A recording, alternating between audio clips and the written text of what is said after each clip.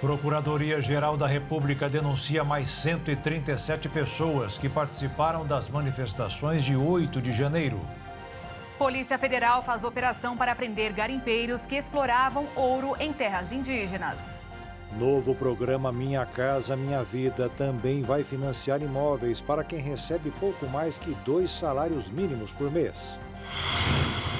Pesquisa revela que 60% dos brasileiros querem mudar de emprego este ano. Mortes causadas pelo terremoto na Turquia e na Síria já passaram de 40 mil. Parlamento Europeu aprova medida inédita para proibir venda de veículos movidos a gasolina e óleo diesel. Brasileiros agora podem ir ao supermercado com aplicativo que avalia a qualidade dos alimentos. E no Dia Internacional da Amizade, uma pausa para pelo menos apertar a mão de quem está ao seu lado. Agora no Jornal das 22.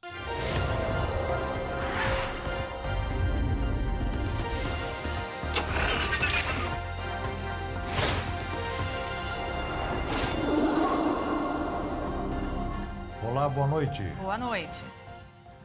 A Polícia Federal deflagrou a Operação Aves Áurea e cumpriu mandados de busca e apreensão contra suspeitos de integrar uma quadrilha envolvida na compra de ouro extraído ilegalmente da terra indígena Yanomami, em Roraima. De acordo com o anúncio da Polícia Federal, a Justiça expediu 16 mandados de busca e apreensão e a PF cumpriu 13 até a última atualização. Os mandados foram expedidos pela 4ª Vara Federal Criminal da Justiça Federal em Roraima e são cumpridos em Goiás, São Paulo e também no estado de Roraima. Também foram determinados os bloqueios de bens de investigados. Segundo a PF, a organização criminosa movimentou 422 milhões de reais em 5 anos. Na casa de um dos alvos também foram apreendidos diamantes. Segundo a Polícia Federal, o dinheiro usado para comprar o ouro chegava até Boa Vista principalmente por via terrestre. Já a saída de ouro de Roraima era por via aérea, em aeronaves. As investigações começaram após a Polícia Rodoviária Federal apreender mais de 4 milhões de reais em espécie em um veículo do município de Cáceres, no Mato Grosso. A terra indígena Yanomami é a maior reserva indígena do Brasil e desde a década de 1980 é alvo de garimpeiros ilegais. Como consequência, o estrago ambiental afeta diretamente os povos indígenas locais. Segundo dados do Departamento de Atenção Primária à Saúde Indígena do Ministério da Saúde, ao menos desde 2015, cerca de metade das crianças Yanomami de até 5 anos apresentam peso abaixo ou muito abaixo para a idade. O pico de crianças fora do peso adequado foi em 2021, quando 56,5% de crianças Yanomami estavam com algum nível de déficit de peso. Dos 4.245 Yanomami de até 5 anos monitorados, 1.269 estavam com peso baixo e 1.130 com peso muito abaixo. No ano passado, a situação apresentou melhora. No entanto, mais da metade das crianças monitoradas seguia fora do peso ideal, 52,2%. Os números não representam o total das crianças Yanomami, mas aquelas que foram atendidas pelo Subsistema de Atenção à Saúde Indígena no Sistema Único de Saúde.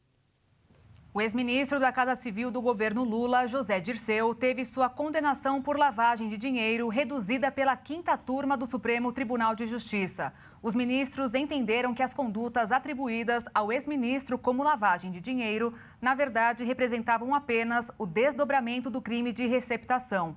Dessa forma, a pena de Dirceu caiu de 8 para 4 anos em regime semiaberto. Ele havia sido condenado pelos crimes de corrupção passiva e lavagem de dinheiro. O Ministério Público Federal apresentou hoje denúncia contra mais 137 pessoas presas em flagrante no dia dos ataques de 8 de janeiro. E a Polícia Federal cumpriu novos mandados de prisão na sexta fase da Operação Lesa Pátria. A Polícia Federal cumpriu nesta terça-feira 8 mandados de prisão preventiva e 13 mandados de busca e apreensão em 5 estados: Goiás, Minas Gerais, Sergipe, Paraná e São Paulo. Esta é a sexta fase da Operação Lesa Pátria, que apura os atos violentos de 8 de janeiro, que provocaram vandalismo e depredação nos edifícios sede dos 3 poderes aqui em Brasília. Nesta fase da operação, a polícia busca identificar pessoas que participaram, financiaram, se omitiram ou fomentaram as invasões ao STF, ao Congresso Nacional e o Palácio do Planalto. Os presos são suspeitos de associação criminosa, dano ao patrimônio público, abolição violenta do Estado Democrático de Direito, incitação das Forças Armadas, além de outros crimes. Desde o início da Operação Lesa Pátria, cerca de 30 pessoas já foram presas. Essa operação é contínua e busca a responsabilização de todos os envolvidos nos atos de 8 de janeiro. E hoje, o Ministério Público Federal apresentou denúncia contra mais 137 pessoas presas em flagrante dentro do Palácio do Planalto no dia 8 de janeiro, com rojões, facas e outras armas.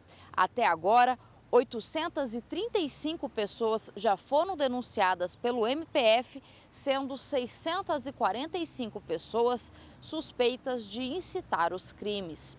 De Brasília, Jaqueline Fonseca. 9 deputados federais pediram ao Tribunal de Contas da União e à Controladoria Geral da União para que investiguem uma compra sem licitação de 11 imóveis no valor de R$ 379 mil feita pela Presidência da República. No último dia 3, o governo federal publicou no Diário Oficial da União o extrato de dispensa. A presidência afirma que a compra sem licitação foi necessária por ser um caso de emergência. Já nos ofícios enviados pelos deputados, é destacado que não há divulgação pública de quais são esses móveis, quais características e para qual residência foram enviados, causa grande preocupação. Preocupação também o número de mortes por causa de leptospirose, que aumentou mais de 70% nos últimos 2 anos. A água das enchentes é a principal causa de contaminação, segundo a Fundação Oswaldo Cruz. De acordo com a Fiocruz, quem convive com a difícil realidade da falta de quase tudo sabe que quando a água suja invade o lugar onde se mora, a saúde fica em perigo. As fortes chuvas, os alagamentos, as inundações, as enchentes trazem no correr da água o risco da leptospirose. Quem vive em condições precárias de moradia e de saneamento básico também é aquele que costuma ser mais afetado por um problema de saúde pública, muitas vezes negligenciado. De 2021 a 2022, o número de casos aumentou 52% e de mortes 70%. Os ratos são os principais transmissores da doença. A água da enchente se mistura com a urina do rato infectado pela bactéria Leptospira. A doença é transmitida principalmente quando a água contaminada entra em contato com a boca, os olhos e machucados na pele. E como essa bactéria é muito resistente, o risco não desaparece quando o nível da água baixa, porque ela continua ativa nos resíduos úmidos por bastante tempo.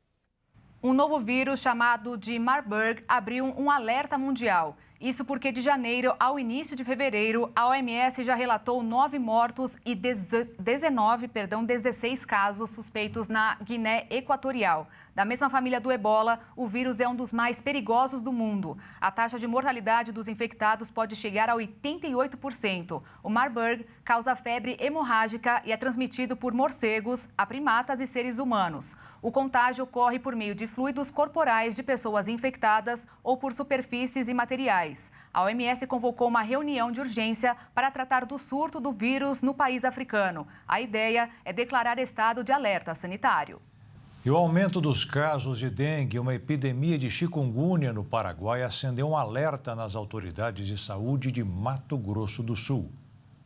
Chikungunya é uma doença viral transmitida pelos mosquitos Aedes aegypti e Aedes albopicus. Os principais sintomas são febre alta, dores intensas nas articulações, dor de cabeça, nos músculos e manchas vermelhas na pele. Ainda não existe vacina ou medicamento contra a chikungunya. A única forma de prevenção é acabar com o mosquito. Este ano, até agora, foram confirmados 11 casos de chikungunya no estado. Um em Corumbá, um em Sidrolândia, 2 na capital e 7 em Ponta Porã, na fronteira com o Paraguai, razão pela qual o estado está se mobilizando. Os casos suspeitos de chikungunya no estado já somam 183 este ano, número que equivale a 26% do total registrado ano passado. O país vizinho vive uma epidemia de chikungunya, com mais de 18 mil casos confirmados da doença desde o início do ano. Por webconferência, a Secretaria de Saúde de Mato Grosso do Sul reuniu as autoridades dos 13 municípios que fazem divisa com o Paraguai. Foi elaborada pelo Comitê Técnico de Combate das Arboviroses aqui da Secretaria de Estado de Saúde, na qual tiveram os representantes dos 13 municípios de fronteira, bem como representantes técnicos da Secretaria de Estado de Saúde. Intensificar as visitas domiciliares e os cuidados para combater o mosquito transmissor da chikungunya, dengue e zika são ações sugeridas pela SES para as autoridades dos municípios da faixa de fronteira. Nós, através de uma prevenção, de uma medida preventiva, organizamos essa reunião justamente para fortalecer as ações desses 13 municípios, com enfoque nesses 13 municípios, além daquelas ações que rotineiramente os municípios já desenvolvem de forma ininterrupta. O temporal que caiu ontem no Rio de Janeiro, na noite de ontem, deixou a capital fluminense em estágio de atenção. A forte chuva provocou um deslizamento sobre 2 casas em São Gonçalo, em Niterói. Uma mulher morreu e 3 pessoas da mesma família ainda estão desaparecidas.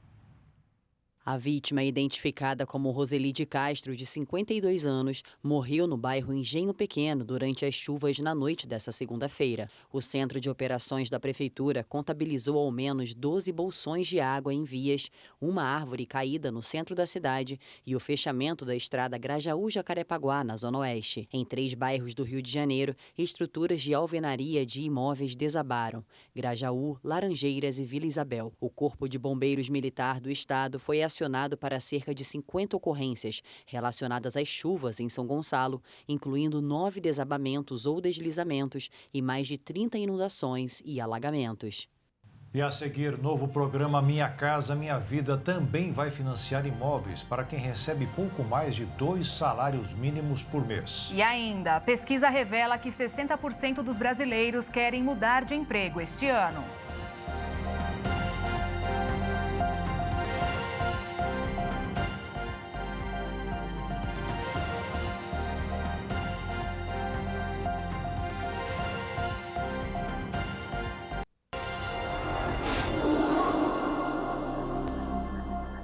O governo federal entregou hoje mais de 2.700 casas do projeto Minha Casa Minha Vida. O presidente também assinou uma medida provisória que retoma o programa.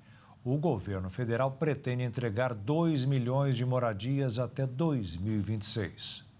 A cerimônia de entrega das 2.745 unidades habitacionais do Minha Casa Minha Vida foi realizada simultaneamente em 9 municípios de 6 estados. Um investimento de 206 milhões de reais. Em Santo Amaro, na Bahia, o evento contou com a presença do presidente Lula. Lá, foram entregues 684 unidades habitacionais em 2 empreendimentos. Durante a cerimônia, o presidente assinou uma medida provisória que relança o programa Minha Casa Minha Vida. Também foram entregues moradias em João Pessoa, na Paraíba, Contagem, Minas Gerais e Aparecida de Goiânia, Goiás. A entrega das 2.700 unidades habitacionais do Minha Casa Minha Vida nesta terça-feira marca a retomada da faixa 1 do programa de financiamento habitacional para pessoas de baixa renda do governo federal. Na gestão passada, esse programa foi reformulado e mudou de nome. Passou a se chamar Programa Casa Verde Amarela. Agora, o Minha Casa Minha Vida foi relançado com a promessa de entregar 2 milhões de habitações até 2026. Eu escolhi Santo Amaro, no recôncavo baiano, para dizer ao povo brasileiro: se preparem, porque a partir de hoje eu vou começar a viajar o Brasil com meus ministros. Nós vamos visitar cidades, vamos visitar estados e vamos fazer com que todas as obras que estão paralisadas voltem a ser construídas. Só no campo da educação nós temos mais de 4.000 obras paradas. Ao todo são 14.800 obras paradas. Na retomada do Minha Casa Minha Vida, o programa vai atender famílias com renda bruta de até R$ 2.640. Antes, a renda necessária era de R$ 1.800. O subsídio do financiamento para este grupo varia de 80% a 95%. Nos últimos 4 anos, as famílias com essa faixa de renda deixaram de ser atendidas pela política habitacional. Agora, o governo quer destinar metade dos recursos do programa para este grupo. O programa traz a novidade de recuperar e admitir que prédios antigos que estão sem uso, abandonados, possam ter retrofit requalificados para servir de habitação para a população. O objetivo do governo federal com o Minha Casa Minha Vida é reduzir o déficit habitacional e gerar empregos. Nós vamos, nos próximos 4 anos, com a retomada do programa, presidente, gerar 1 milhão de novos empregos diretos e indiretos. Serão 2 milhões de novas habitações para todo o Brasil. O Minha Casa Minha Vida tem esse efeito e também de movimentar a economia e gerar oportunidade no nosso país. Pelo menos 32 milhões de meninos e meninas vivem na pobreza no Brasil. O número, segundo o Fundo das Nações Unidas para a Infância, representa 63% do total de crianças e adolescentes no país e reflete a pobreza em diversas dimensões: renda, alimentação, educação, trabalho infantil, moradia, água, saneamento e informação. O Unicef alerta para a urgência de priorizar políticas públicas com recursos suficientes voltadas a crianças e adolescentes no país. Em seu levantamento, ele apresenta dados até 2019: trabalho infantil, moradia, água, saneamento e informação. Até 2021, renda e alimentação. E até 2022, educação. A pesquisa destaca que a pobreza na infância e na adolescência vai além da renda e inclui aspectos como, por exemplo, estar fora da escola, viver em moradias precárias, não ter acesso à água e saneamento, não ter uma alimentação adequada, trabalho infantil e não ter acesso à informação. Fatores considerados privações e que fazem com que tantos meninos e meninas estejam inseridos neste contexto de pobreza multidimensional. O INSS pediu ao Supremo Tribunal Federal que atrase a aplicação da revisão da vida toda, que significa a recontagem dos valores das pensões e aposentadorias. O Instituto informou que não está pedindo que a medida seja eliminada, mas que seja dado um tempo para que alguns detalhes sejam totalmente esclarecidos. Segundo o órgão responsável pela Previdência Pública, alguns advogados estão apresentando novos valores aos beneficiários, baseados em cálculos imprecisos captados em sistemas da internet. O Supremo Tribunal Federal ainda não respondeu. O indicador IPEA de inflação por faixa de renda referente a janeiro de 2023 registrou desaceleração na comparação com dezembro do ano passado para quase todos os grupos, exceto para os 2 de maior poder aquisitivo, renda alta e média alta. Os dados divulgados pelo Instituto de Pesquisa Econômica Aplicada mostram que a menor taxa foi observada entre as famílias de renda muito baixa e baixa, 0,47%, enquanto a maior ficou com as famílias de renda média alta, 0,59%. No acumulado em 12 meses, até janeiro, as famílias de renda alta tiveram a taxa mais elevada, 7,05%. Por sua vez, a menor taxa inflacionária foi do segmento de renda média-baixa, 5,53%.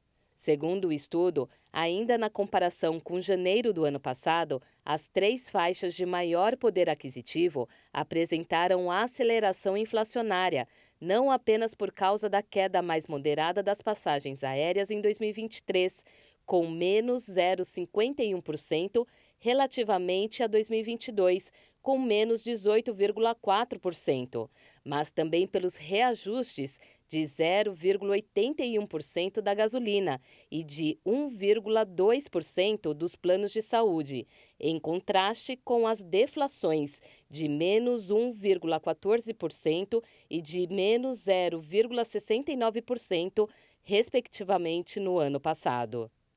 A Federação Brasileira dos Bancos informou hoje que as agências de todo o país estarão fechadas nas próximas segunda e terça-feira. Na quarta-feira, o expediente será retomado ao meio-dia. Quem precisar sacar dinheiro poderá utilizar os caixas eletrônicos, onde também é possível quitar dívidas, sem esquecer os aplicativos. Carnês e contas de água, luz e telefone que vencem durante este período é possível acertar na quarta-feira sem multa. O ministro da Fazenda, Fernando Haddad, disse hoje que um eventual aumento na meta de inflação para este ano não está na pauta da reunião do Conselho Monetário Nacional, marcada para depois de amanhã. Foi o assunto que dominou o mercado financeiro hoje, com o dólar em alta nesta terça-feira, de 0,41%, cotado a R$ 5,19 na venda.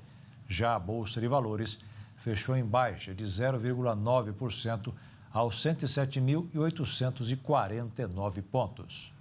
E para quem precisa declarar o imposto de renda, uma boa notícia. A Receita Federal informou que o prazo para a entrega do imposto de renda terá um prazo estendido e irá do dia 15 de março até o dia 31 de maio. Tradicionalmente, o período para a entrega da prestação de contas ao fisco ficava entre março e abril. Segundo a Receita, a mudança visa facilitar a vida do contribuinte, que terá a opção da declaração pré-preenchida, já na abertura do prazo da entrega. Além disso, a Receita afirmou que as regras para o imposto de renda deste ano serão divulgados em coletiva de imprensa no dia 27 de fevereiro. Uma pesquisa realizada por plataforma digital de empregos mostra que 60% dos brasileiros querem mudar de emprego este ano. A demanda por salários mais altos é o maior motivador para a busca de novas oportunidades neste ano. 2023 ainda está no começo e, com ele, as esperanças dos brasileiros se renovam em busca de novas oportunidades de emprego. Pelo menos é o que revela um levantamento elaborado pelo LinkedIn, a maior rede social profissional do mundo, presente em 200 países, com mais de 900 milhões de usuários, 163 milhões deles daqui do Brasil. Mais da metade dos entrevistados disseram que pensam em mudar de emprego neste ano. 77% dos profissionais estão confiantes em encontrar novas posições. Pelo menos 20% deles já iniciaram a busca ativa por novas oportunidades. Segundo a pesquisa, o que justifica essa intenção é a incerteza econômica, somada ao movimento de carreira liderado pela geração Z, que começa a buscar no mercado salários e benefícios mais atrativos. Fomos às ruas para saber se realmente o brasileiro está querendo transformar a sua vida profissional em 2023. Quero mudar de emprego, de função.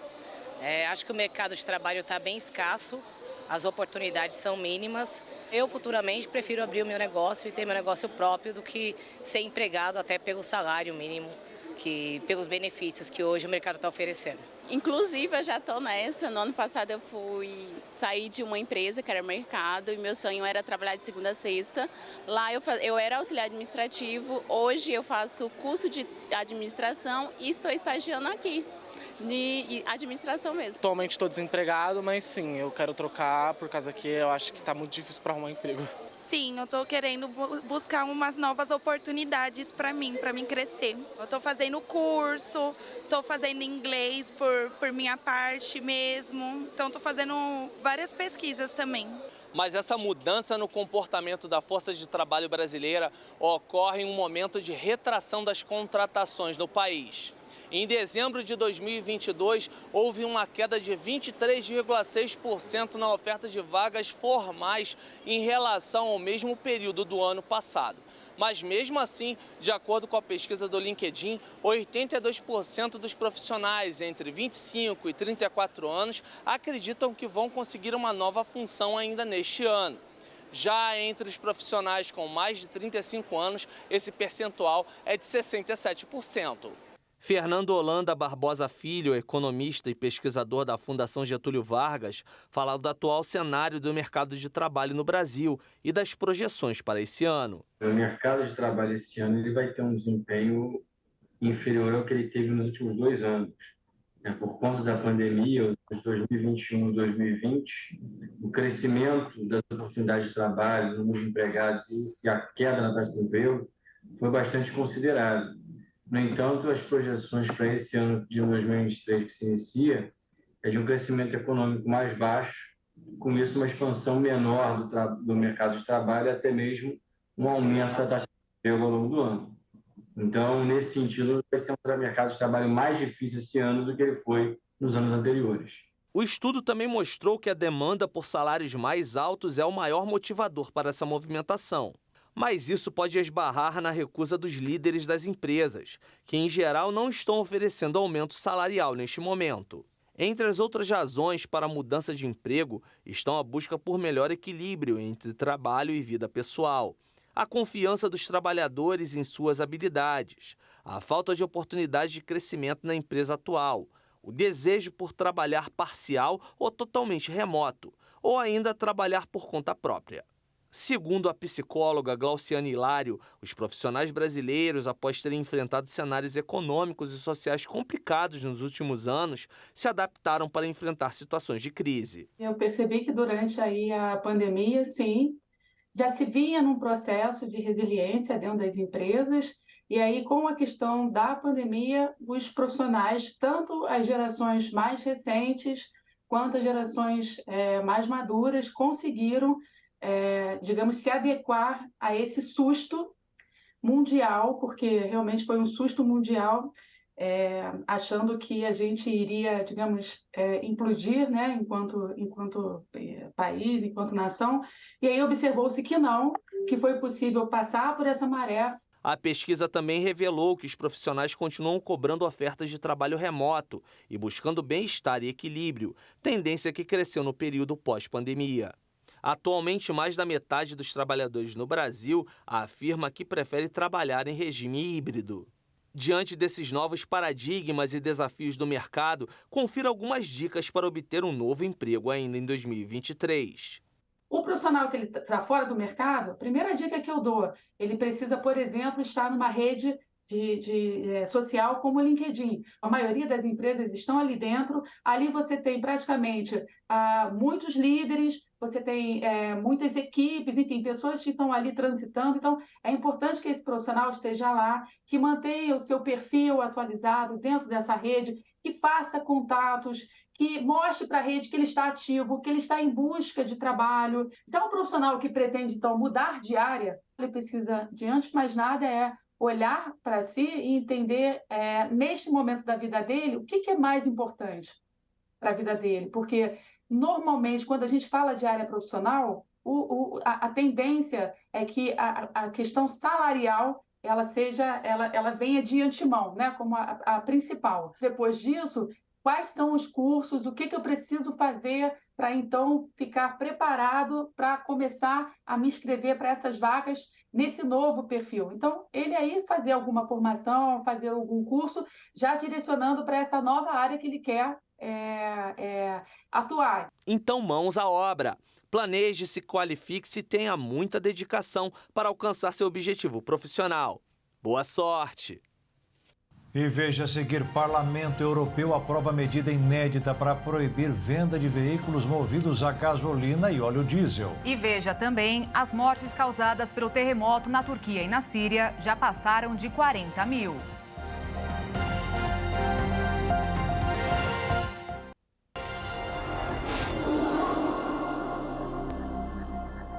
Especialistas voltam a alertar o uso exagerado do celular entre crianças e adolescentes, que afeta o cérebro e a concentração. Os cérebros são moldados conforme a passagem do tempo e, ao serem alvo de estímulos rápidos provocados por celulares e tablets, não são treinados para se concentrar por um período maior. O uso desenfreado também pode afetar o desenvolvimento do cérebro e a concentração, porque smartphones e outras telas são uma fonte inesgotável de estímulos rápidos. As atualizações constantes nas redes sociais, por exemplo, provocam a liberação de dopamina no cérebro, um neurotransmissor que dá a sensação de prazer e satisfação, mas essa substância é capaz de gerar um looping altamente perigoso para a saúde pelo alto grau de vício. Os especialistas indicam criar zonas livres de tecnologia ou desafios de detox digital e estimular os filhos a fazer atividades ao ar livre para diminuir os danos à saúde. O governo de São Paulo criou uma comissão de trabalho para garantir o fornecimento gratuito de medicamentos à base de canabidiol pelo Sistema Único de Saúde no estado. A criação do grupo foi divulgada hoje no Diário Oficial. Agora os membros vão analisar os protocolos assistenciais e elaborar uma proposta para implantar essa política no estado. A lei que garante o medicamento de forma gratuita foi sancionada no final de janeiro pelo governador Tarcísio de Freitas. Uma pesquisa da Universidade Federal do Mato Grosso do Sul mostrou que o fluxo de veículos e os incêndios são os principais motivos para a piora da qualidade do ar na capital Campo Grande. Os dados divulgados pelo Centro de Monitoramento do Ar da UFMS apontam que já em junho começa a aumentar a poluição, que atinge picos em agosto e setembro e só começa a melhorar em outubro. Os meses mais secos, que aí, ou seja, você reduz a quantidade de chuva, aumenta o número de dias secos, aumenta as queimadas, nós temos mais ressuspensão de partículas na atmosfera, portanto as concentrações vão aumentar. Já quanto aos períodos do dia em que há mais poluição, se destacam os horários das 8 da manhã e 7 da noite. Quanto a dias da semana, os piores são de quarta a sexta e os melhores, sábado e domingo. O índice considerado bom é até 40. Na tarde dessa segunda-feira, estava em 30, conforme a aferição do equipamento da UFMS, em parceria com o Ministério Público de Mato Grosso do Sul.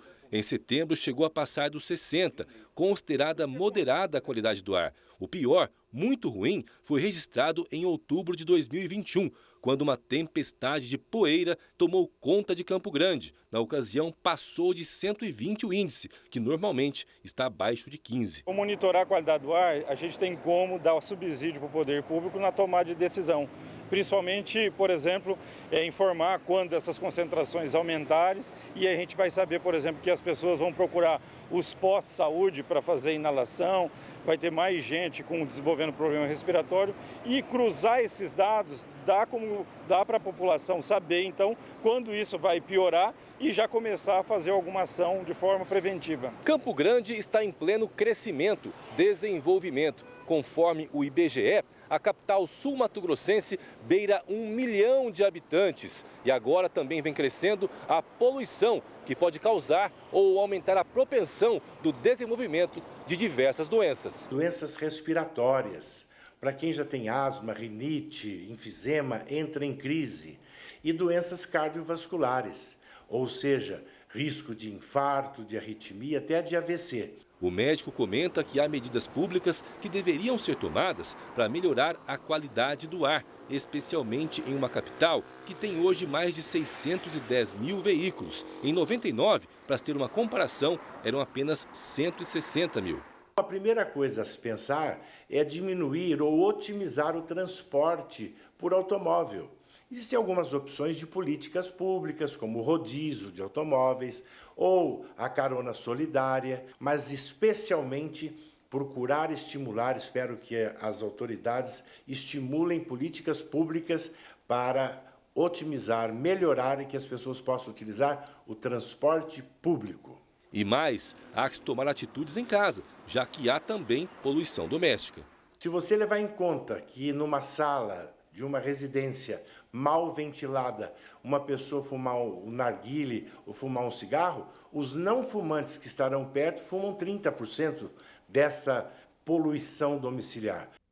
O Parlamento Europeu aprovou hoje uma lei para proibir a venda de carros novos a gasolina e diesel na União Europeia a partir de 2035, com o objetivo de acelerar a mudança para veículos elétricos e combater as mudanças climáticas.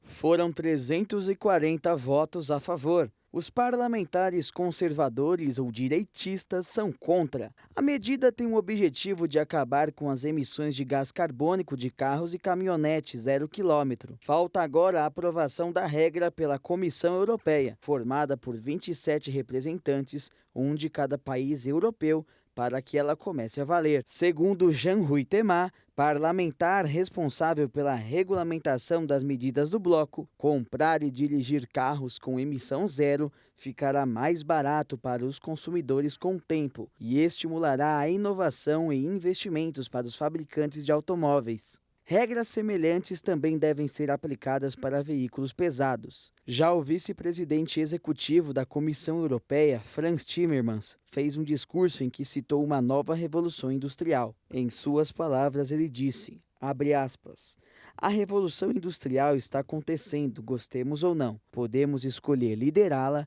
podemos escolher fazê-la de uma forma que seja socialmente compatível com nossos valores, ou podemos deixar com que as outras partes do mundo liderem. Então, tudo o que podemos fazer é seguir e desindustrializar. Precisamos reconstruir nossa indústria com base no futuro, e a indústria automobilística pode liderar isso. Se você votar a favor desta proposta hoje, muito obrigado, fecha aspas. O transporte em rodovias é o que mais preocupa a União Europeia, pois ele é responsável por cerca de 1/5 das emissões de gases poluentes na região. Todos os países da União Europeia terão que obedecer à lei, que também obrigará diversas montadoras a mudarem a forma de produção de automóveis. A mudança das multinacionais poderá provocar uma série de demissões em massa, como é o caso da Ford, que para se adaptar ao novo projeto de regulamentação, anunciou que vai reduzir a sua força de trabalho no continente em 11% nos próximos 3 anos. A empresa também anunciou que vai construir uma nova fábrica especializada em baterias, na região de Michigan, nos Estados Unidos, coração da indústria automotiva americana. A Organização Mundial da Saúde afirmou que o terremoto na Síria e na Turquia se tornou a pior catástrofe natural em 100 anos na Europa. O número já passou dos 41 mil e, segundo o Fundo das Nações Unidas para a Infância, a tragédia afetou de alguma forma mais de 7 milhões de crianças. O terremoto devastador que atingiu a Turquia e a Síria no dia 6 de fevereiro segue aparentando números preocupantes. O levantamento feito pela Unicef demonstra que na Turquia, o número total de crianças que vivem nas 10 províncias atingidas pelo terremoto é de 4.600.000. Já na Síria, há 2.500.000 crianças afetadas pelo tremor. O Fundo das Nações Unidas para a Infância ainda teme que milhares de crianças tenham falecido. De acordo com a Unicef, dezenas de milhares de famílias que vivem ao relento desde o terremoto estão expostas ao frio. Para tentar levar auxílio à região, a organização enviou assistentes sociais aos hospitais para ajudar a identificar as crianças separadas de suas famílias. De modo paralelo aos esforços, a Unicef trabalha também para fornecer apoio psicossocial às crianças afetadas. O socorro médico de emergência, composto por 3 aviões e material para atender 400.000 pessoas, é a maior operação realizada pela divisão europeia da OMS em seus 75 anos de existência.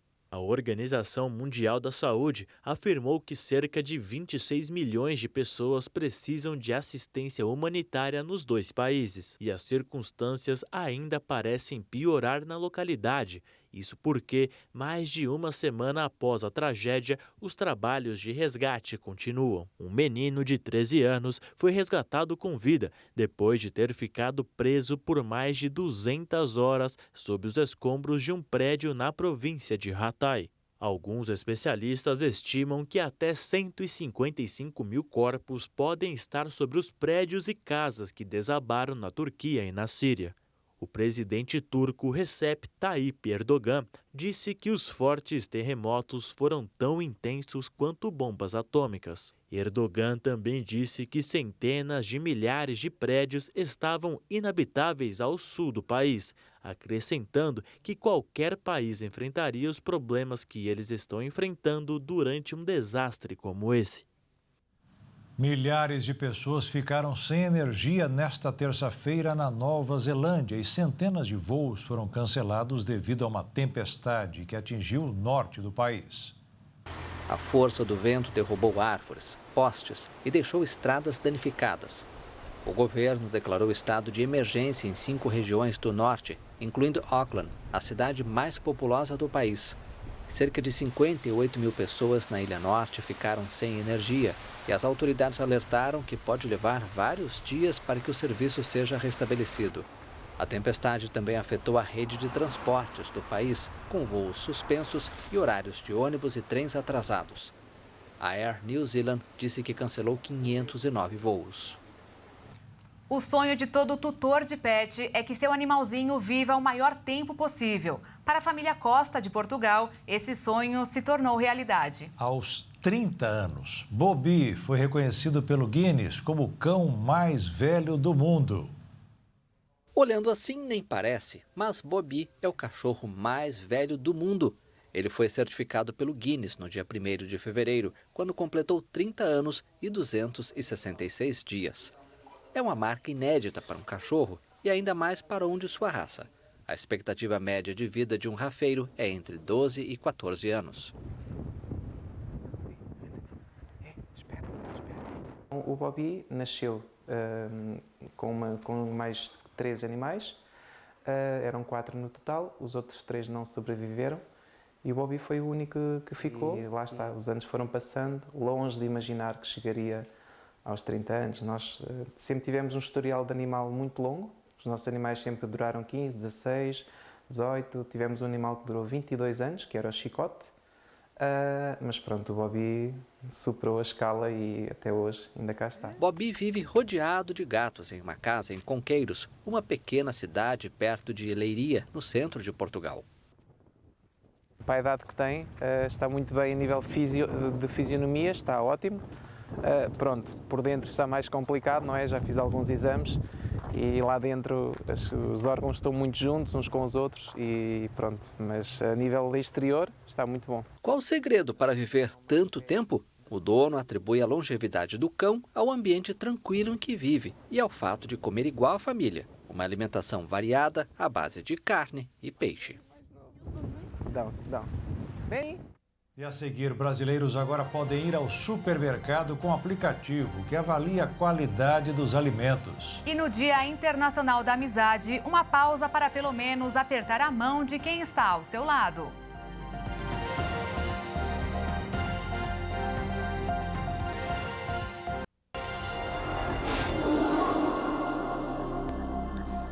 Os Estados Unidos dizem que acharam fragmentos essenciais para saber a origem e o objetivo dos balões chineses enviados para sobrevoar seu território. Veja esse e outras notícias em um giro de informações pelo Brasil e o mundo.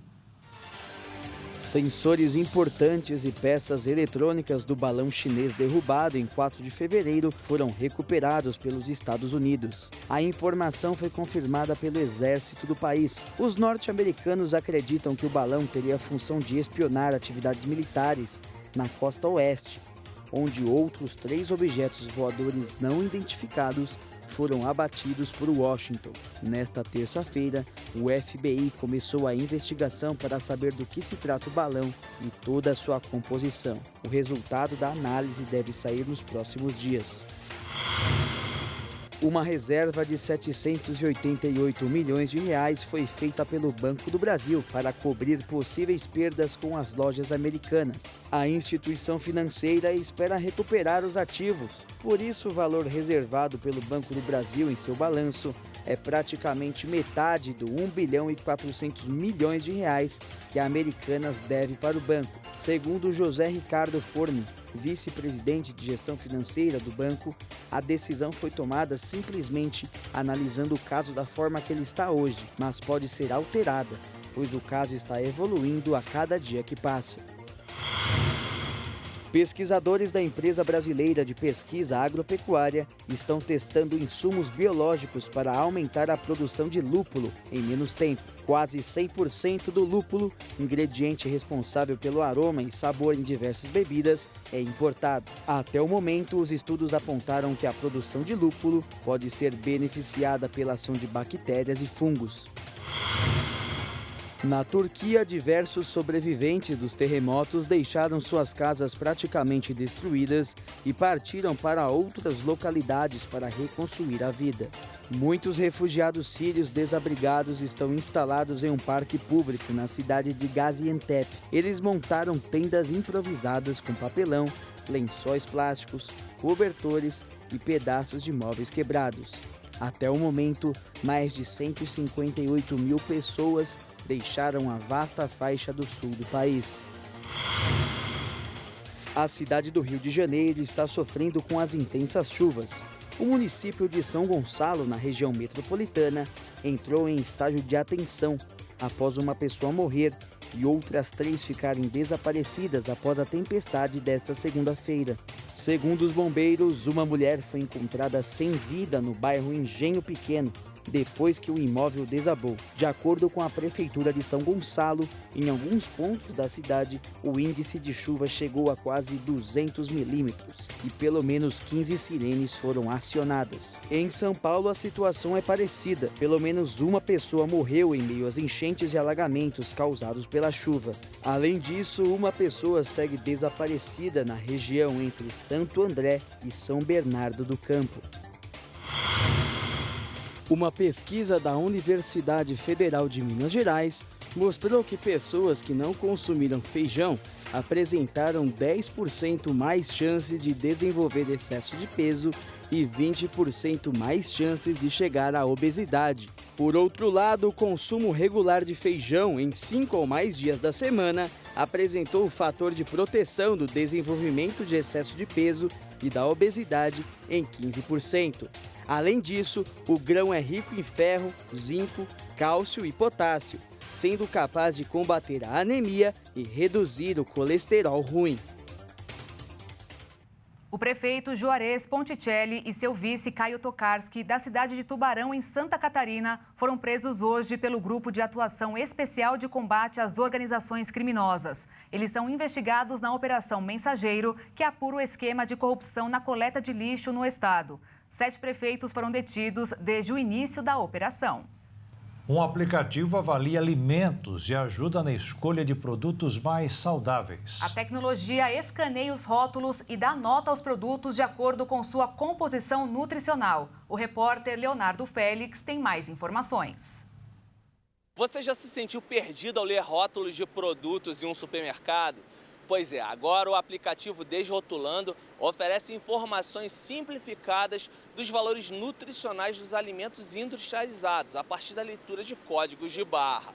Além disso, ele também faz uma avaliação de 0 a 100, baseada em seus ingredientes. O processo é muito simples, basta escanear o código de barras do produto que o aplicativo lhe dará a nota geral, pontos positivos e negativos do produto e alternativas ao alimento.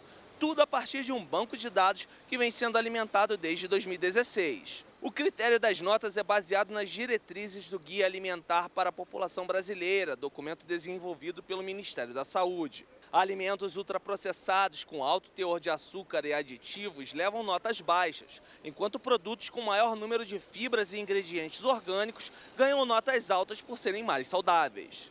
Criado há quase 7 anos, o aplicativo é o primeiro do segmento no Brasil e seu banco de dados conta com mais de 50 mil produtos registrados. Caso o alimento escaneado não esteja no banco de dados, qualquer usuário pode colaborar, enviando uma foto do produto à equipe do aplicativo para avaliação. O Desrotulando visa ajudar os usuários a consumirem menos alimentos ultraprocessados, com uma quantidade menor de ingredientes nocivos à saúde. O aplicativo é gratuito e está disponível para download nas principais plataformas digitais. De São Paulo, Leonardo Félix. Hoje é o Dia Internacional da Amizade. Vamos entender como essas conexões entre pessoas acontecem em diferentes etapas da vida. Além da família, os amigos são as pessoas com quem vamos estabelecer vínculos mais significativos e duradouros pela vida. Eles têm um papel importante para o nosso desenvolvimento psíquico e social. E isso é tão importante mesmo que existe até uma data especial para a comemoração das amizades. O Dia Internacional da Amizade é comemorado em 14 de fevereiro. Ninguém sabe ao certo como começou essa data. Alguns dizem que foi criado por um dentista argentino nos anos 60. Com a criação dessa data também surgiram os ditados populares, como aquele que diz que os amigos são a família que nós escolhemos. Mas afinal, como funciona a questão da amizade em cada etapa da nossa vida? Para as crianças, ainda que elas não compartilhem das mesmas noções que os adultos, os amigos contribuem de forma muito significativa para o seu desenvolvimento afetivo e cognitivo. Ali nos 3, 4 anos de idade, a região frontal da criança começa a ser formada, que é a região da empatia. Então, aí que ela começa já a gerar conexões com outras crianças. Ainda aquela amizade um pouquinho egoísta, né? Porque ainda ela não consegue se colocar no lugar do outro 100%. Mas ali, na fase dos 3, 4 anos, já começa a desenvolver essa conexão com outras crianças.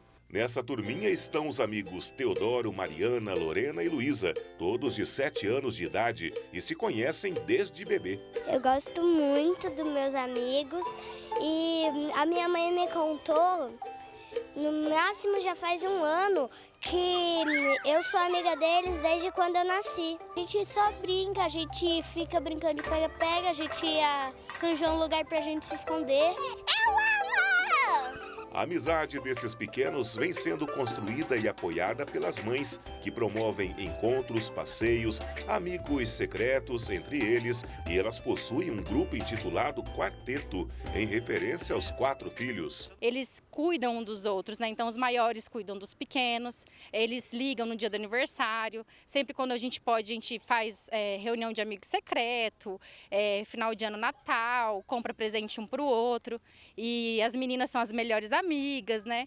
Então é muito legal isso. Os meninos agora estão jogando futebol juntos. Então é bem bacana você ver assim uma amizade das mães passando para as crianças. E a turminha aumentou com a chegada de Lucas, Daniel e Joaquim.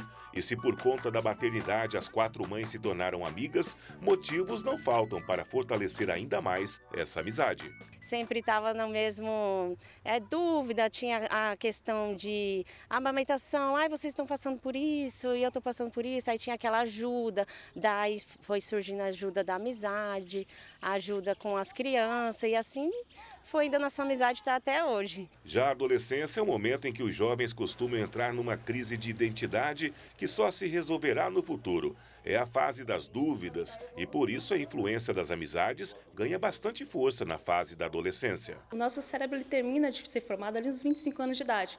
Então o adolescente ele é muito explosivo, ele se conecta demais, ele ama demais, ele briga demais, então é ainda aquela mente bagunçada. Então essa é a diferença.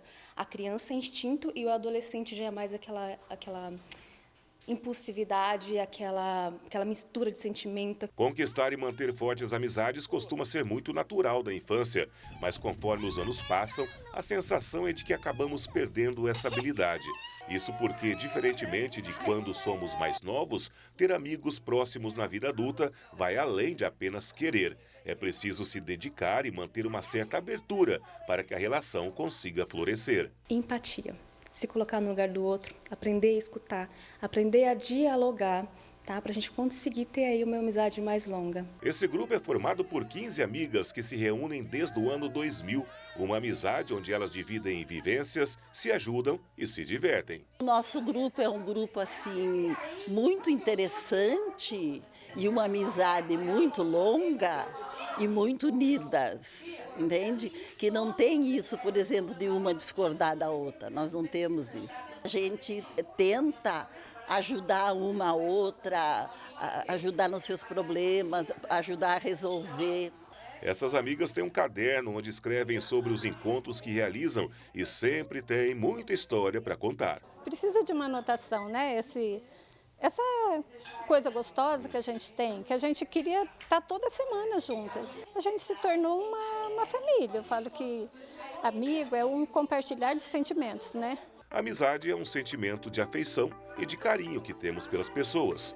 Além disso, ela tem o poder de deixar a vida bem melhor. Viva os amigos, viva a amizade!